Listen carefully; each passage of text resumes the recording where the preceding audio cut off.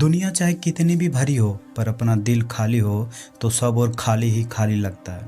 शहर के सबसे व्यस्त होटल में ग्राहकों की सेवा में एक टेबल से दूसरी टेबल तक दौड़ता भागता छोटू अपनी उदास आंखों को भरसक मुस्कान में लपेटता, किंतु दिल में छाई उदासी को छिपा नहीं पाता। होटल का मैनेजर झिड़कता है, क्या हमेशा रोनी सूरत बनाए रखता है। ग्राहकों के सामने प्रसन्न होकर जाया कर, वे यहाँ खाने पीने मौज मस्ती करने आते हैं, तेरी रोनी सूरत देखने नहीं। साला भूख भी लगी हो तो मिट जाए तेरी सूरत देखकर। छोटू संभलता है, मुस्कुराता है, पर ना जाने क्यों मुस्कुराते ही उसकी आंखें गीली हो जाती है। मैनेजर मन ही मन बरबराते हुए हिकारत से उसे देखता है। साला 12 मास 24 घंटे दुख के पहाड़ में दबा रहता, आदत पड़ गई है साले को चेहरे पर 12 बजाने की। 10 साल का था छोटू जब किसी रिश्तेदार ने उसे यहाँ रखवा दिया था। शुरू में टेबल पोंछने का काम मिला था उसे, पर अब पिछले 2-3 सालों से ऑर्डर लेने सर्व करने का काम मिल गया है।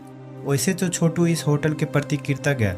इस होटल ने उसे बहुत सहारा दिया। जब वह यहाँ शुरू में काम पर लगा था तो बहुत झिझकते हुए होटल मालिक से इतना ही कहा था कि पैसा आप चाहे जो दे दें, पर घर जाते समय 2 खुराक खाना दे दीजिएगा। साथ आए रिश्तेदार ने होटल मालिक को छोटू की पूरी स्थिति बता दी थी। मालिक ने छोटू को काम पर रख लिया था और हर दिन घर जाते समय उसे 2 खुराक खाना मिलने लगा। छोटू रोज़ सुबह 8 बजे होटल पहुंचता और रात को 8 बजे उसे छुट्टी मिल जाती है। 2 खुराक खाना लेकर वह घर पहुंचता है। खाना घर में रखकर माँ को खोजने निकलता है। छोटू की माँ कभी अस्पताल के गेट पर, कभी अस्पताल के बरामदे में, कभी अस्पताल के बाहर लगे बिजली के खंभे के पास बैठी हुई मिल जाती है।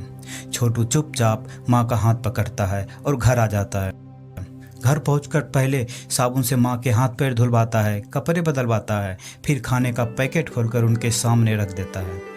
माँ पहले खाना को देखती है, फिर छोटू को। जब छोटू भी साथ खाना खाने बैठ जाता है तब माँ पहला कौर तोड़ती है। पिता के जाने के बाद तथा उसकी नौकरी लगने के पहले तक उसकी नानी उसके घर का खर्च चलाती थी। फिर नानी भी चल बसी और माँ एकदम अकेली हो गई। अकेलेपन ने ही माँ को एकदम बदल दिया होगा और उसने चुप होते होते एकदम से होठ सिल से लिए। पिछले कई सालों से छोटू माँ को ऐसे ही देख रहा है, एकदम चुप। उसे याद नहीं कि माँ ने बोलना अचानक बंद कर दिया था या धीरे धीरे। अब तो वह किसी के कुछ पूछने या कहने पर भी बस चुप ही रहती है।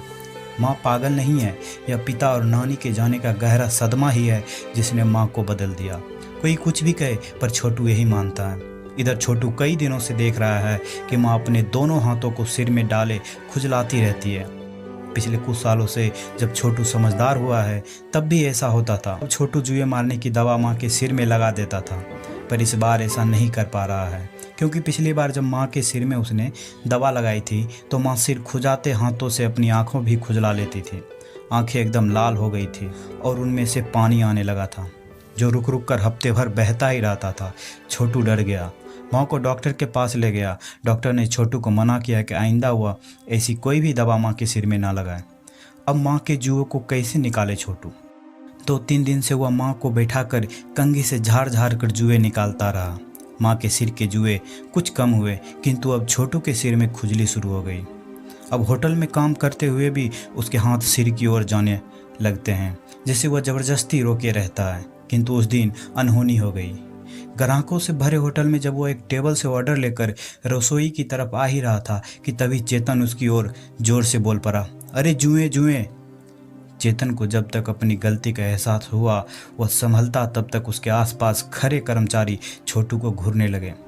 गनीमत यह थी कि ग्राहकों का ध्यान इस बात पर नहीं गया, किंतु बात मैनेजर तक पहुंची गई।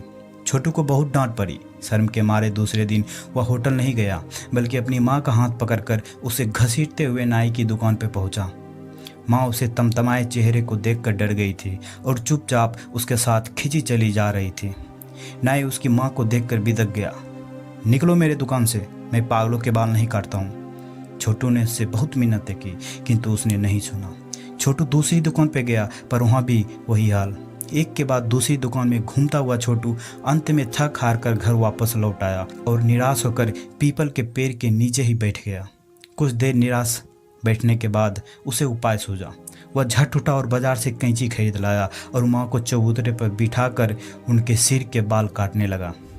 कैंची कहीं एकदम बालों की जड़ों के नज़दीक लगती कहीं कुछ ऊपर से ही बालों को काट देती। पूरा बाल कट गया। छोटू ने चैन की सांस ली, पर बालों के बिना माँ का सपाट सिर उसे डरावना लग रहा था। उसने कंधे पर लटक आई माँ की साड़ी को उसके सिर पर ओढ़ा दिया। माँ चुपचाप डरी सहमी, कभी उसकी ओर देखती तो कभी अपने कटे बालों की ओर। अंधेरा हो गया था। छोटू पीपल के नीचे से उठा और कमरे में जाकर बल्ब जलाया। पीली रोशनी कमरों में फैल गई। आज सुबह से माँ बेटे ने कुछ नहीं खाया था। छोटू का मन दुखी था। भूख का एहसास उसे नहीं हो रहा था, कुछ बनाने का मन भी नहीं था। किंतु माँ की भूख का ध्यान आते ही वह उठा और शर्ट बदल कर बाहर निकल गया। बस्ती के मोड़ पर एक ठेला गाड़ी लगती है, जिस पर बड़ा पाव, समोसा, कचौड़ी आदि मिल जाता है। छोटू बड़ा पाव खरीद लाया और माँ के आगे खोल कर रख दिया। माँ चुपचाप उसे देखने खाने लगी। रोज भोजन के पहले हाथ मुंह धुलवाता है और आज सीधे खाने को कह रहा है। अभी भी नाराज है क्या? माँ असमंजस में है, किंतु छोटू के बार बार कहने पर वह बड़ा पाव खाने लगी। अगला दिन छोटू आज भी होटल नहीं जाना चाहता था, किंतु उसके पास कोई चारा भी तो नहीं था। नौकरी करनी थी। वह बेमन मन से पोहा बनाकर माँ को खिलाया, खुद भी खाया और माँ को चबूतरे पर बिठाकर पानी की बोतल उसके पास रख दी और कमरे में ताला बंद कर होटल चला गया। पहुंचते ही बिना बताए घर में बैठ जाने के कारण उसे आज भी मैनेजर की डांट खानी पड़ी। वह दिन भर काम करता रहा और छुप छुप कर रोता रहा। बचपन से अब तक वह छुप कर ही रोया है। उसके आंसू पोंछकर उसे चुप कराने वाला था ही कौन, जो वह किसी के सामने रोता।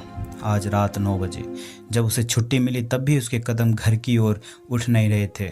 होटल से निकलकर कुछ देर वह मोड़ वाली पुलिया पर बैठा रहा, फिर उठकर कदमों को धीमी गति से आगे बढ़ाते हुए घर पहुंचा। घर पहुंचते ही रात के 10 बज गए। नित्य की तरह वह कमरे में खाना रखकर माँ को खोजने निकला। अस्पताल तक गया, उसके गेट और बरामदे में देखा, बाहर आकर बिजली के खंभे के पास देखा। माँ कहीं नहीं थी। रोज यहीं तो मिल जाती थी, आज कहाँ चली गई? अस्पताल के आसपास खोजने के बाद छोटू उसी रास्ते से घर तक आया। सोचा शायद माँ चली गई हो। अब छोटू को चिंता हुई, कल से माँ के साथ उसका व्यवहार अच्छा नहीं है। माँ ने दिल पर ले लिया क्या उसकी बातों को? इतने सालों से माँ ने अपना स्थान नहीं बदला था, आज कहाँ चली गई? रात में छोटू खोजे भी तो कहाँ खोजे।